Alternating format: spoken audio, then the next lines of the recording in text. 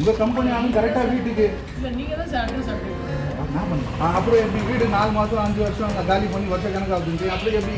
அடேங்கப்பா, கடன் கொடுத்தா என்ன வேணா பண்ணுவீங்களா? அப்படிதாங்க இருக்குது. கடன் கொடுத்துட்டோம் அப்படின்றதுக்காக ரொம்ப ரூடாக பிஹேவ் பண்ணுவாங்க. அவங்களுடைய பணக்கார திமுறை காட்டுவாங்க, அவங்கள மிரட்டுறது, இந்த மாதிரி எக்ஸட்ரா வேலைகள் எல்லாமே பண்ணுறாங்க. இதுக்காகத்தான் சட்டத்தை போட்டு இருக்காங்க. இதுக்கப்புறமேட்டுக்கு இப்படி யாராவது பண்ணால் அவங்க நீங்கள் போலீஸ் கம்ப்ளைண்ட் பண்ணலாம், அவங்களுக்கு 3 வருஷம் வரைக்கும் தண்டனை அப்படின்ற மாதிரி விஷயம் தெரியாமல் அன்னை வீட்டில் போய் கத்திருந்துருக்காங்க.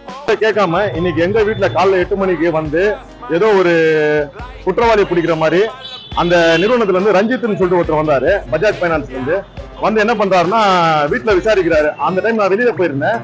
வீட்டுல வந்து கீழே எங்க அக்கா கிட்ட கேட்கிறாரு, அப்புறம் என் பொண்ணு கிட்ட கேட்கிறாரு. வீட்டுல லேடிஸ் இருக்கும்போது காலையில வந்து இது மாதிரி செய்யறதுதான் தவறு. இப்ப அரசாங்கமே வந்து ஒரு அறிவிக்கை விட்டுருக்காங்க.